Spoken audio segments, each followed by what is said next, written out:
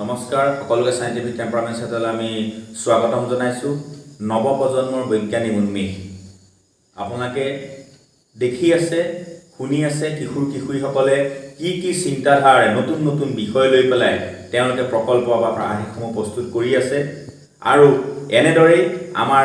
পৰ্যায় চলি থাকিব আপোনালোকৰ মাজত যদি তেনেকুৱা ধৰণৰ কিবা ভিডিঅ' বা প্ৰকল্প দেখিছে আপোনালোকে সুন্দৰভাৱে আমাক পঠিয়াই থাকক আমি প্ৰত্যেকটো ভিডিঅ' বা প্ৰকল্প বা আৰ্হি আমি শিশুসকলৰ আপোনালোকৰ আগবঢ়াই আছো চাওকচোন এই কিশোৰীসকলৰ চিন্তা কিমান বৈজ্ঞানিক কিমান কাম কৰিব পাৰে আমিহে কৈ থাকো আমি পিছপৰা কিন্তু আমাৰ প্ৰকল্পই ৰাষ্ট্ৰীয় আন্তঃৰাষ্ট্ৰীয় পৰ্যায়ত খলকনি সৃষ্টি কৰে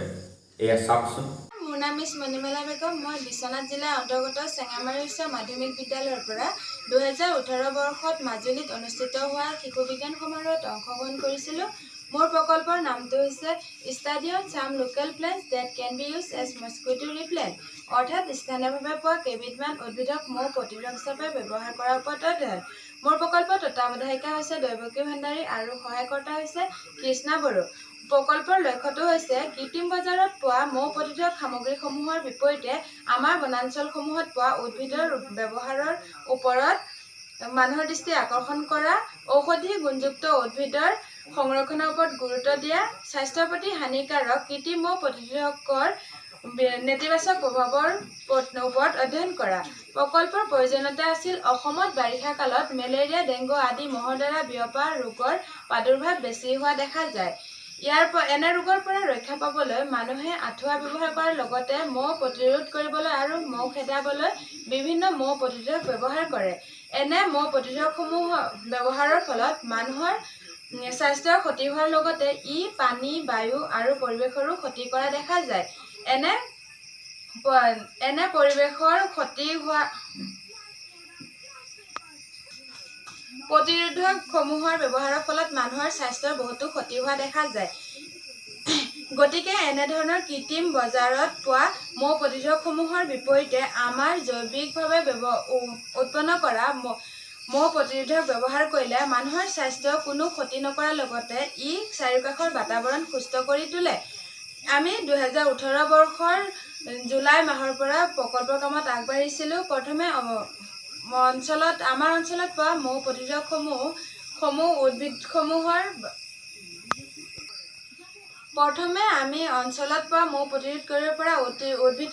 বিষয়ে অধ্যয়ন কৰি এখন তালিকা প্ৰস্তুত কৰিলো আৰু আমি ছবিত উদ্ভিদ ললো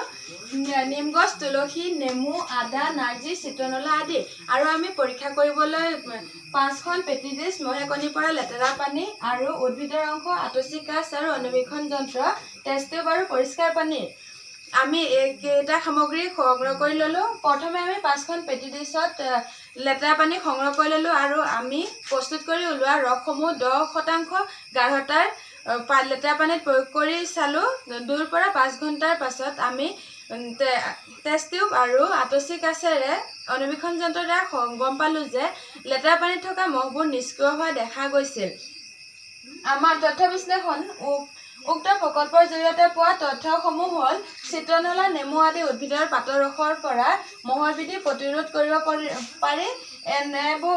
এইবোৰ উদ্ভিদৰ পাতৰ ৰস খুব কম গাঢ়তাত ব্যৱহাৰ কৰি সুফল পাব পাৰি এনেবোৰ উদ্ভিদ সহজে আমাৰ চাৰিওফালে ৰোপণ কৰিব পাৰি ফলাফল উক্ত প্ৰকল্পৰ পৰা দেখা গ'ল যে আমি অধ্যয়ন কৰা উদ্ভিদসমূহৰ ব্যৱহাৰ কৰি মহৰ বৃদ্ধি প্ৰতিৰোধ কৰিব পাৰোঁ আৰু এনে উদ্ভিদৰ ব্যৱহাৰ পৰিৱেশৰ কোনো অনিষ্ট সাধন নকৰে মহৰ বৃদ্ধি ৰোধ কৰিবলৈ ব্যৱহাৰ কৰা DDT আদিৰ দৰে সামগ্ৰীৰ পৰিৱেশৰ ওপৰত দীৰ্ঘম্যাদী প্ৰভাৱ বিস্তাৰ কৰে আমি ঘৰত ব্যৱহাৰ কৰা মহ প্ৰতিৰোধসমূহে মানুহৰ স্বাস্থ্যৰ বিশেষ ক্ষতি সাধন নকৰে নিমপাত চিত্ৰনলা নাৰ্জী ফুল আদি পোৱা উদ্ভিদবোৰ মহ প্ৰতিৰোধ ফলপ্ৰসূ ভূমিকা পালন কৰে সিদ্ধান্ত আমাৰ প্ৰকল্পৰ জৰিয়তে এই সিদ্ধান্তত উপনীত হলো যে স্থানীয়ভাৱে পোৱা উদ্ভিদসমূহ খুব সহজে জৈৱিক ঔষধ তৈয়াৰ কৰি ল'ব পাৰি মহৰ বৃদ্ধি ৰোধ কৰিব পৰা যায় কৃত্ৰিম ঔষধসমূহৰ প্ৰভাৱ মাটি আৰু পানী দূষিত হোৱাৰ লগতে স্বাস্থ্যৰ পক্ষে এইবোৰ হানিকাৰক উদ্ভিদৰ পৰা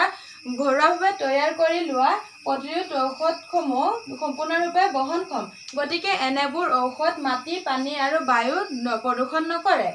এইবোৰ জৈৱিক পদাৰ্থ সহজে তৈয়াৰ কৰি ল'ব পৰা যায়। গতিকে আমি মহ প্ৰতিৰোধ কৰিব পৰা উদ্ভিদসমূহৰ গুণাগুণ সম্পৰ্কে ৰাইজক অৱগত কৰি ব্যৱহাৰৰ প্ৰতি সজাগতা আনিবলৈ প্ৰয়াস কৰিলোঁ। কাৰ্যব্যৱস্থা গ্ৰহণ। আমি উক্ত প্ৰকল্প সমাপ্ত কৰি তলত দিয়া কাৰ্যব্যৱস্থা গ্ৰহণ কৰিবলৈ সিদ্ধান্ত ল'লোঁ। মহ প্ৰতিৰোধী উদ্ভিদসমূহৰ বিষয়ে মানুহক অৱগত কৰোৱা, কৃত্ৰিম প্ৰতিৰোধ ঔষধসমূহৰ দ্বাৰা মহ প্ৰতিৰোধ কৰিব পৰা দেখা দিয়া পৰিৱেশৰ সমস্যাসমূহৰ প্ৰতি ৰাইজক সজাগ কৰা, আমি অধ্যয়ন কৰা উদ্ভিদসমূহৰ পৰা কিদৰে উন্নত মানদণ্ডৰ মহ প্ৰতিৰোধ ঔষধ তৈয়াৰ কৰিব পাৰি তাক অৱগত কৰোৱা। ধন্যবাদ।